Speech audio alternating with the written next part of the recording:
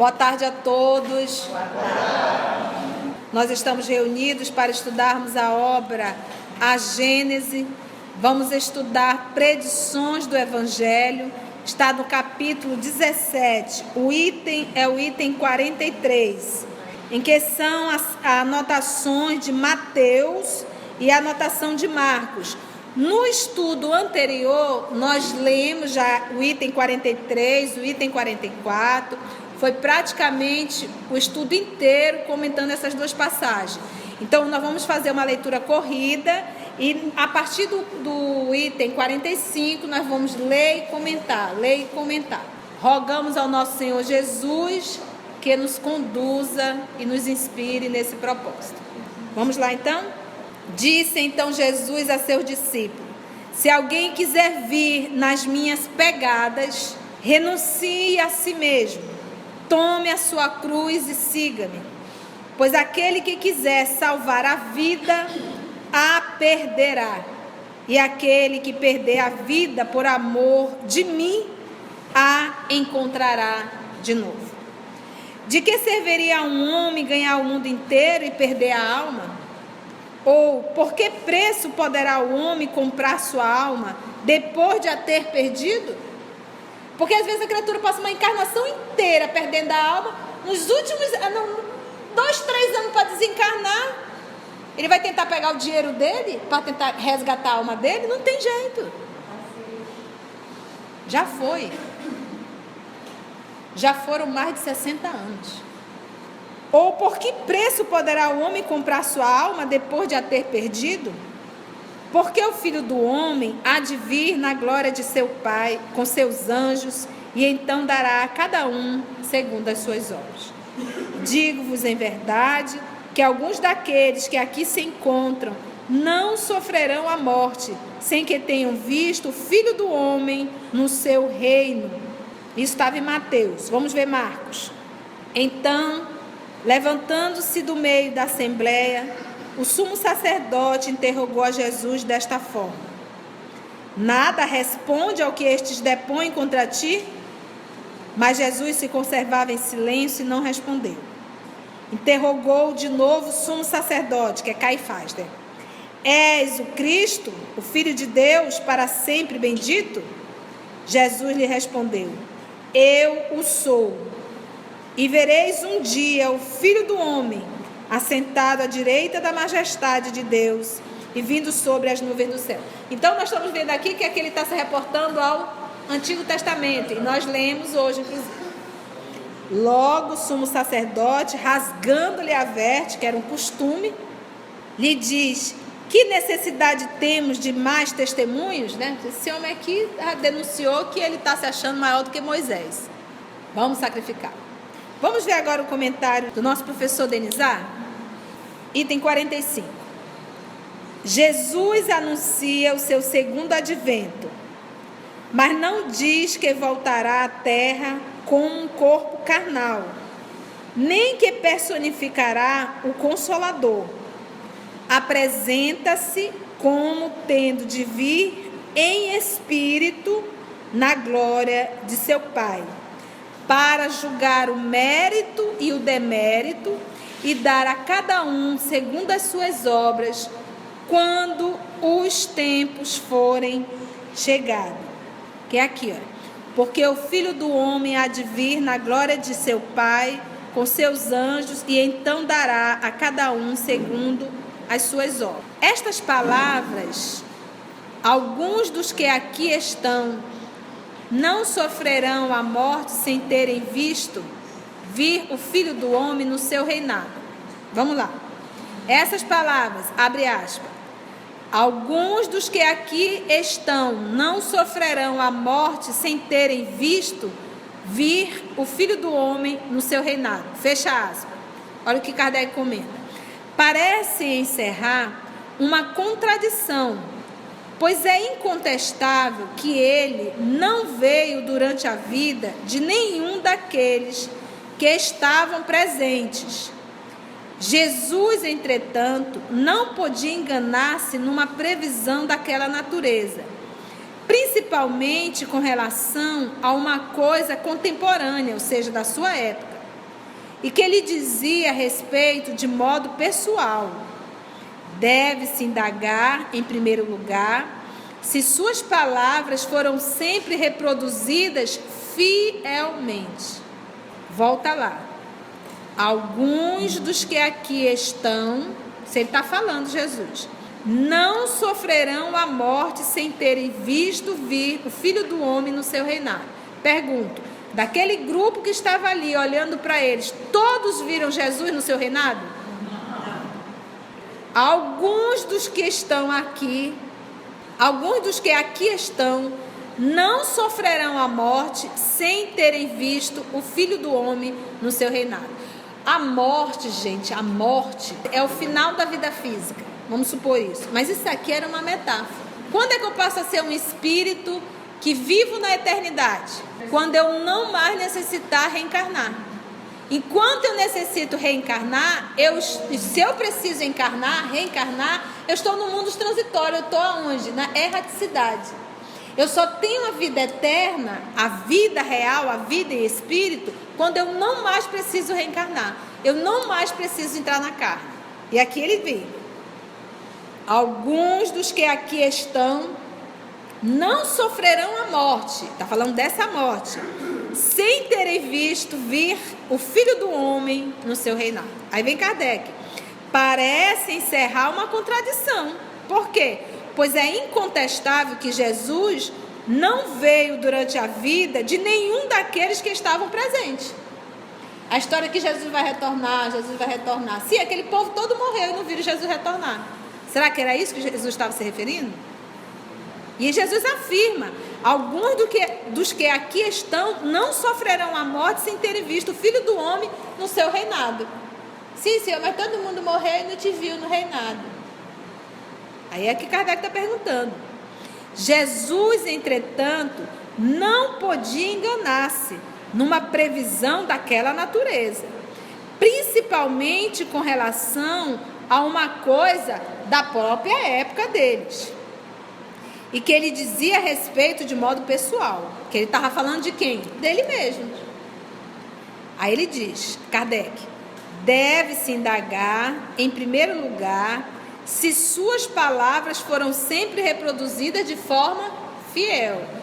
Nós que estamos estudando a obra Boa Nova, e nós estamos fazendo uma casadinha com o Novo Testamento, vocês estão observando que cada evangelista, o centro da questão é o mesmo, mas cada um dá uma floreada dentro das suas linhas de raciocínio. Fora o processo das interpretações e das traduções, que é outra novela da Janete Claire. Cada um vai contar do seu jeito.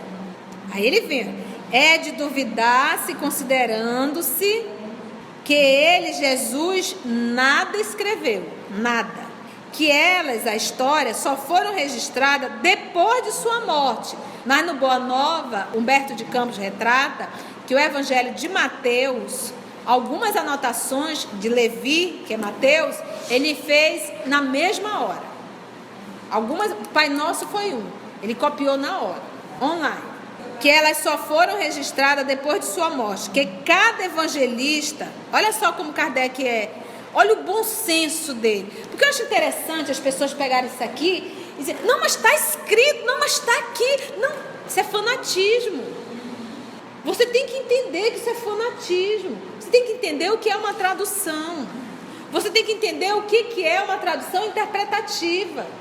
Você tem que entender a época que isso aqui foi escrito.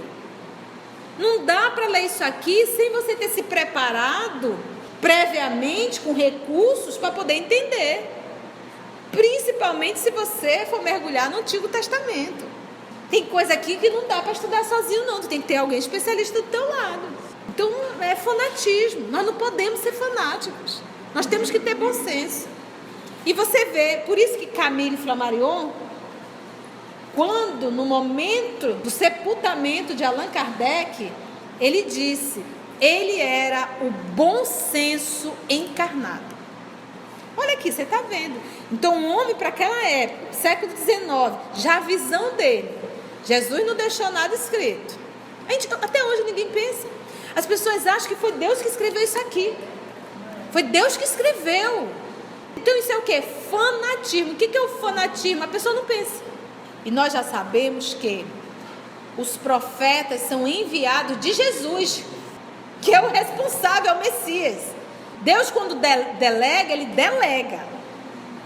Ele não fica se metendo, não. Quando ele delegou, ele sabe para quem delegou. Esse filho tem capacidade, senão não tinha mandado. Me represente. Então a formação do planeta, a criação do planeta, isso foi feito pelo Cristo, utilizando o material dado por Deus. Por isso é que ele é um co-criador. Porque sem a matéria elementar primitiva, ele não tinha como fazer nada. E quem constrói a matéria elementar primitiva é Deus. Somos co-criadores, co-herdeiros, somos co-criador também. Para voltar, alguém tem que ter ido. Ele nunca foi. Na citação do diálogo dele com Pedro, que nós contamos a semana passada, você lembra? Ele ficou com Pedro e disse: Pedro, estou indo. Ele disse: para onde, Senhor? Voltando para Roma. Mas, Senhor, ele disse: de lá eu não sairei, até que exista uma lágrima. E aí Pedro disse: Senhor, eu vou contigo. Então o que eu estou querendo dizer? Jesus nunca saiu daqui. Ele voltar é voltar em nossas atitudes, porque ele foi embora em nossas atitudes. O cristianismo, ele não existe mais na terra em atitude. Existem religiões com a mesma denominação, não, mas com o mesmo conceito de judaísmo e os nossos irmãos samaritanos, discutindo quem é o melhor, onde está Deus, cheio de ritos, cheio de crendice, mas não existe o amor. Então hoje a nossa sociedade não está diferente, dividida entre judeus e samaritanos, cada um disputando Deus. Deus está dentro da minha igreja, e o da outra igreja, morra, ele vai para o inferno, só eu vou para o céu. É muito infantil, é muito infantil. Então hoje ainda está nisso. Então o Cristo não está em nós, ele vai voltar em nossas atitudes, que é esse período da separação do joio e do trigo. Ele vai voltar. Isso aqui vai virar o reino dele. Ele não tem a mínima dúvida disso. Está caminhando para isso, entendeu? Então vai voltar. Mas ele nunca saiu daqui. Vai voltar em nossas atitudes. É o cristianismo refletindo em mim. O que está acontecendo? Eu digo, o espiritismo pode perseverar, mas o cristianismo talvez dentro do espiritismo possa faltar. Porque se nós começarmos a industrializar, a empresariar, você imagina, senhora, eu estou com fome, a senhora está cadastrada? Não estou cadastrada. Então não tem como ele atender, que é só os irmãos cadastros. Isso é assistencialismo, põe assistente social para fazer isso lá no governo. Mas dentro da casa espírita não pode. O objetivo é eu me envolver para eu amar. Então a casa, ela pode se reunir, recolher material. Vamos à casa da pessoa. Ela não é um cadastro, ela é uma irmã minha. Então hoje o centro espírita está virando isso, assistencialismo. E aí a criatura que está fazendo esse trabalho, ela está perdendo, parece que ela é uma servidora pública, parece que é um servidor público, fazendo cadastrozinho, entrevista de forma muito fria. Que o objetivo, o propósito é o quê? Vá ao encontro e em silêncio, não diga a ninguém. Veja a necessidade, atenda as necessidades, volte e ame. Você está entendendo? Então nós dentro do espiritismo, que é o cristianismo, que deve ser o cristianismo primitivo, reviver, não tem uma religião na terra que nos dá tanto subsídio, e nós estamos nos perdendo. Então se nós espíritas não abrirmos os olhos, da mesma forma que tiramos o cristianismo a partir do ano 300, nós temos só 150 anos de espiritismo, vamos fazer a mesma coisa. Nós estamos nos perdendo, nós estamos perdendo o cristianismo, a irmandade, é a simplicidade. Se nós que já fomos lá em Uberaba, viu o tamanho da casa da prece? Desse tamanho. E vinha gente do mundo inteiro. Chico nunca se preocupou em aumentar. É isso aqui, e é simples mesmo. Todo mundo que chega se sente bem. Mas aí nós começamos, quanto mais aumentamos, mais a despesa aumenta. Que se nós não tivermos de olhos abertos, nós tiramos o cristianismo e empresariamos o centro espírita. Uniforme, todo mundo uniformizado. Isso já é o quê? Para diferenciar. Eu sou um trabalhador, tu não é não, tu é só um participante. Então são coisas pequenas que nós vamos caindo. Agora, eu tenho que estudar. Se eu estudo o Novo Testamento, se eu estudo Jesus, se eu estudo as obras de Emmanuel, principalmente a que retrata o cristianismo primitivo, que são todas, Emmanuel veio para trazer o cristianismo há 2000 anos, ano 30. Paulo Estevam, ano 34. Ave Cristo, 130 e uma fração. Depois ele veio com renúncia, 1600 e pouco, retratando a confusão que estava entre católicos e protestantes. Depois ele me vem com a série Fonte Viva, pegando versículo e comentando. Então, se nós nos pautássemos no estudo, porque é a fala de Jesus, tu queres falar comigo? Abra meu evangelho, porque o que eu tenho para te falar está lá dentro. O que eu tenho para te falar está lá dentro. Então, se nós estudássemos o evangelho de Jesus, as obras subsidiárias, nós não teríamos esses erros, não. Estaríamos sempre indagando o que Jesus faria se estivesse no meu lugar.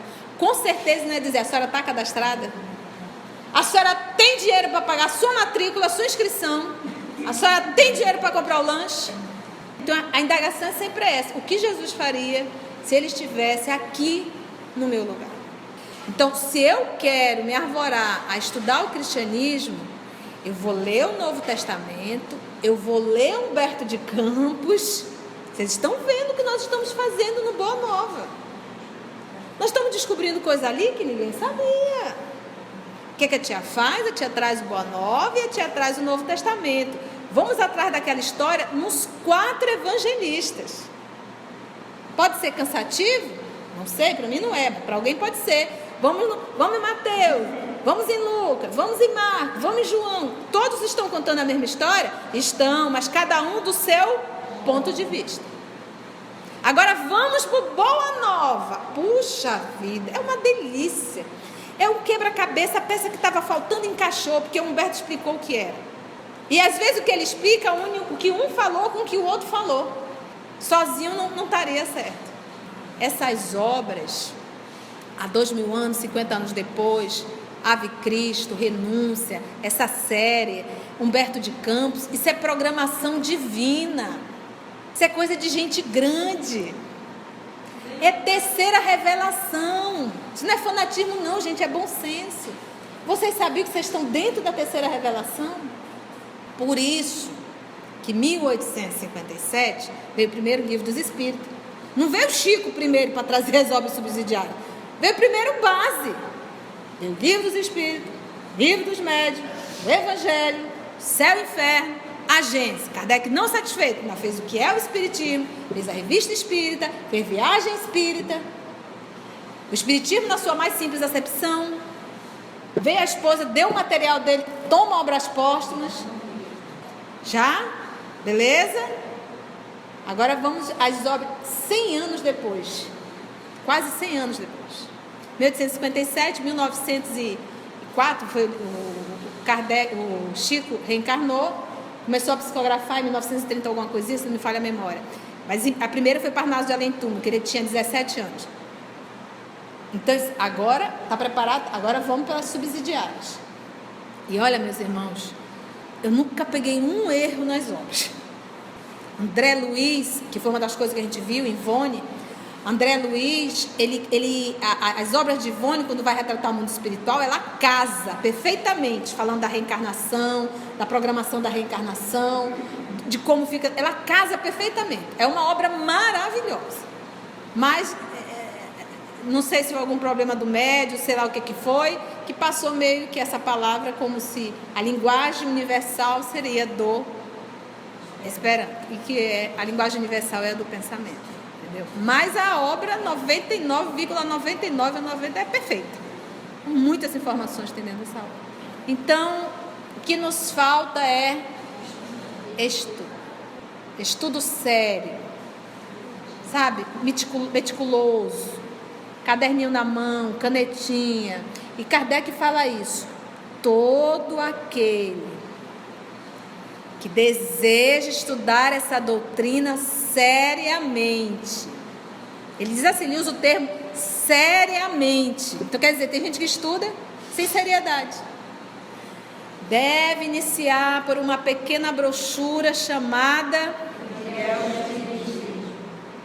logo depois, o Livro dos Espíritos, para poder entrar no Livro dos Médiuns. O bom seria se a instituição espírita estudasse Kardec e dissesse assim: a pessoa não está muito bem, precisando de consolo, vamos para o estudo do Evangelho? Fica ali no Evangelho, tá bem? Eu quero estudar, que é o Espiritismo. Terminou, Livro dos Espíritos. Começa a entrar agora com a subsidiária. Vamos casar isso aqui.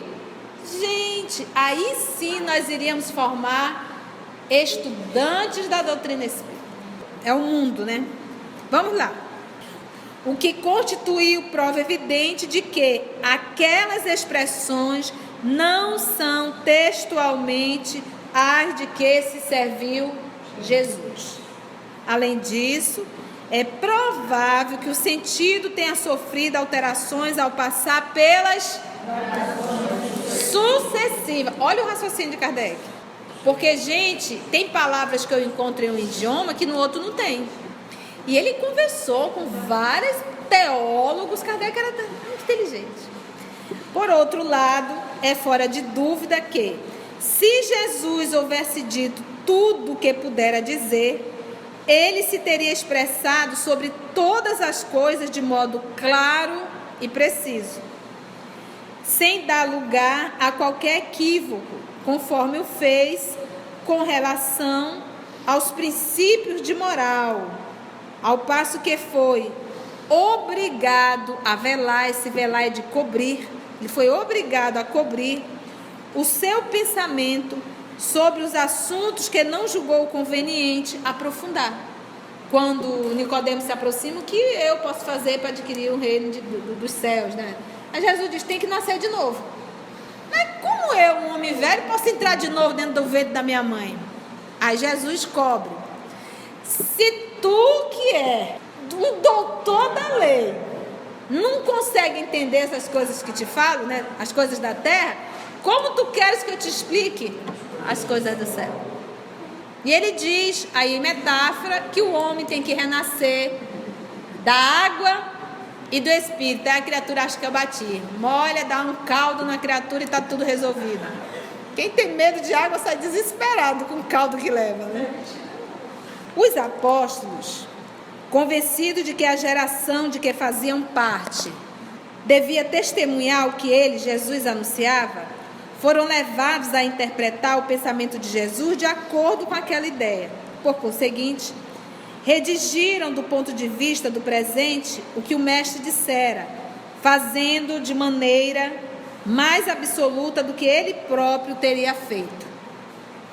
Seja como for, o fato é que as coisas não se passaram como eles o supuseram. O ponto capital que Jesus não pôde desenvolver, porque os homens do seu tempo não se achavam suficientemente preparados para ideias dessa ordem e para as suas consequências, foi a grande e importante lei da reencarnação. Contudo, assentou o princípio da referida lei, como fez relativamente a tudo mais. Estudada e posta em evidência nos dias atuais pelo Espiritismo, a lei da reencarnação constitui a chave para o entendimento de muitas passagens do Evangelho, que sem ela parecem verdadeiros contrassensos, como essa que a gente acabou de ler. Olha, daqui ninguém morrerá até que veja o Filho do Homem retornar. Aí diz, alô, o senhor não voltou, o povo ainda continua matando e o povo de lá já morreu todo dia. Então, aqui a única forma de explicar realmente é com a reencarnação. Aí uma criatura fanática vai dizer bem assim, mas na Bíblia não fala em reencarnação. Claro, amor. A palavra foi criada com Kardec, em 1857. Tu não vai achar a palavra reencarnação. A lei tu vai achar, mas a palavra não. Perispírito também não, tu não vai achar não. Fluido vital, não, tu não vai achar não. E a letra mata.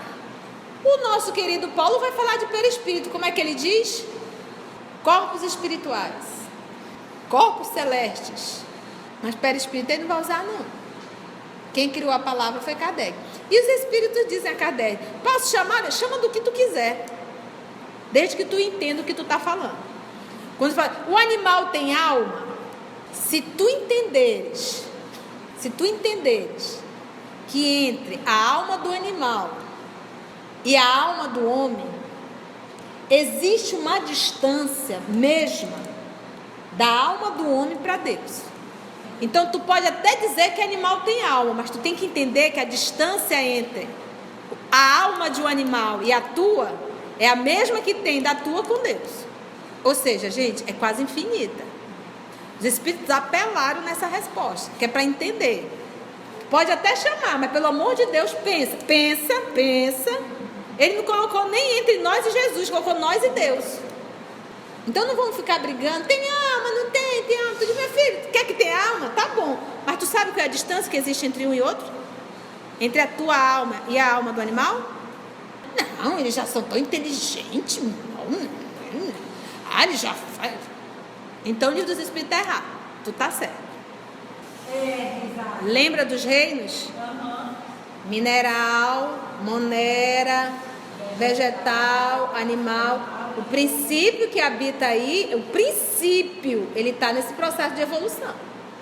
Agora eu estou desconfiando que o princípio que está habitando hoje no mineral, aqui na Terra, enquanto existir terra, ele vai estar estagiando no mineral.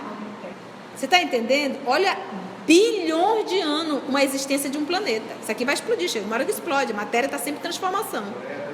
Tanto é que quando eu vim para a Terra, eu já era um espírito. Já tinha uma individualidade. É por meio dessa lei que se encontra a explicação racional das palavras acima. Mesmo que as admitamos como textuais. Ou seja, está lá, está no texto, está escrito, sim, criatura de Deus, mas pensa, aciona o tico, aciona o tico. Uma vez que elas não podem ser aplicadas às pessoas dos apóstolos, porque algum ficou para ver Jesus voltar? É evidente que Jesus ainda não voltou, né? Até hoje a gente está matando. Na época de Jesus, quando Jesus veio, se fez carne, tinha um grupo esperando um rei numa carruagem, rasgando o céu, com fogo atrás. Ele me chega numa manjedoura. Quem gosta de fazer show é gente que precisa aparecer. Quanto mais enfeitado, melhor. Parece pavão. E nós ainda não entendemos que Deus, para ser grandioso, é simples. E Ele não liga caixa de som nenhum, nem solta foguete. Tudo em silêncio. Você pode ver que a gente não consegue definir que horas que o sol nasce, que hora que o dia chega. Tu fica olhando agora já chegou. Você não consegue, porque tudo que é de ordem divina é suave. É suave, não vem atropelando. Basta olhar. Ele atropelou a cada um de nós? Ele espera. Ele não chega a impor, tu tem que mudar, porque eu quero. Isso quem faz somos nós, somos perturbados. A gente fica impondo às pessoas. Ele aguarda o tempo de cada um. Tu vai sofrendo as consequências, filho, da sua atitude. Mas eu sei que um dia tu volta. Porque a tua origem é divina. Tu vai te cansar. Podem ser aplicadas às pessoas dos apóstolos. É evidente que se referem ao futuro reinado do Cristo. Isto é, ao tempo em que... Olha aqui, olha Kardec. Olha o bom senso, 1857. Ao tempo em que a sua doutrina mais bem compreendida for uma lei o quê? Universal. Aí ele voltou. ele está em nós, dizendo que alguns dos ali presentes, grifado, tá? Na ocasião veriam seu advento, ele forçosamente se referia aos que estarão vivos de novo nessa época. Os judeus, porém, imaginavam que veriam tudo o que Jesus anunciava e tomavam ao pé da letra as suas alegorias. Aliás, algumas de suas predições se realizaram no devido tempo. Nós observamos isso. A queda do templo de Jerusalém, a morte dos cristãos. Ele falou tudo, Jesus avisou tudo. Aquilo ali aconteceu praticamente no mesmo tempo. A própria vida dele, que ele comentou tudo que iria acontecer com ele, falou, nós já estudamos aqui as predições do Evangelho. Aliás, algumas de suas predições se realizaram no devido tempo, tais como a ruína de Jerusalém, as desgraças que se lhe seguiram e a dispersão dos judeus. Mas a visão de Jesus se projetava, gente, muito mais longe. De sorte que, quando falava do presente, ele sempre estava assim, o quê? Aludia ao, se referia ao futuro. Se você for estudar o diálogo dele com a mulher samaritana, não pensa que ele está falando com a mulher samaritana. Ele está falando com todo o povo da Samaria, através da mulher samaritana. As lições do nosso Senhor Jesus não eram para uma época, é para a eternidade. Eu posso pegar uma lição dele e trazer para agora, 2017. E nunca ficará ultrapassado. É muito rico, gente. É muito. Novo Testamento, as lições do nosso Senhor Jesus, é maravilhoso, é divino. E detalhe, para eu entender várias citações dele, eu tenho que ter noção de Antigo Testamento. Porque ele, várias vezes, se reporta ao Antigo Testamento. Se eu não sei o que ele está falando, pronto, me perdi tudo. Então eu tenho que entender que ele era judeu, que ele estava inserido em uma cultura judaica, submetido às leis, às regras, às festas. Eu tenho que entender isso, eu tenho que entender o tempo. O nosso grande erro é pegar um texto do ano 33, trazer para o ano 2017 e querer que caiba aqui dentro. Quando a gente vê aquele jantar que ele foi convidado, para estar na casa do... Era um cobrador de impostos. Fugiu o nome. Quando você recebia um profeta, tinha todo o ritual para você receber um profeta dentro da sua casa. Você tinha que dar o beijo. Você tinha que oferecer a água para lavar as mãos e os pés. E aquele cidadão não fez nada. Então ele, em verdade, ele convidou Jesus... Mas ele foi muito grosseiro. Então, e aí é quando Madalena entra, lava com as lágrimas, enxuga e ainda passa o perfume. E aí ele diz assim, vê que você não é um profeta. Se fosse, saberia que uma mulher de má vida te toca. Porque imagina se ele fosse um profeta, uma prostituta não poderia tocar do jeito... Vocês estão vendo como é a coisa? Jesus dá-lhe uma chamada nele. Tu não me deste o beijo. Jesus vai e cobra tudinho. Tu não cumpriste nada do ritual. É como se você convidasse alguém para ir na sua casa e você não oferece água, você não manda a pessoa entrar, você não oferece um suco de cupuaçu, você não faz nada. Então, são coisas que eu tenho que entender a cultura da época para eu poder entender as nuances que tem nesse texto. Então eu vou ler, eu não vou entender, mas se eu entender o texto da época, e quem pessoas melhores para nos falar disso, se não um judeu, que conhece as tradições?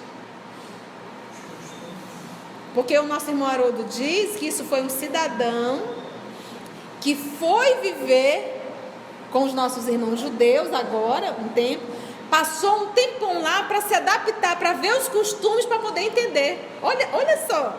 Isso que ficou 30 anos para poder entender o Evangelho. Por quê? Porque Jesus era judeu. E aí ele disse assim, ele inclusive disse assim, vou ler esse texto aqui para ti. Aí leu e disse assim, o que está por detrás disso? Aí o judeu disse assim, ele foi muito mal educado, Se era um profeta, aí ele foi dando a dica. Ele tinha que ter oferecido isso, tinha que ter dado beijo, ele não fez nada, ele tratou mal. E olha, eu ainda fico pensando, o Emmanuel, ele comenta, eu acho que com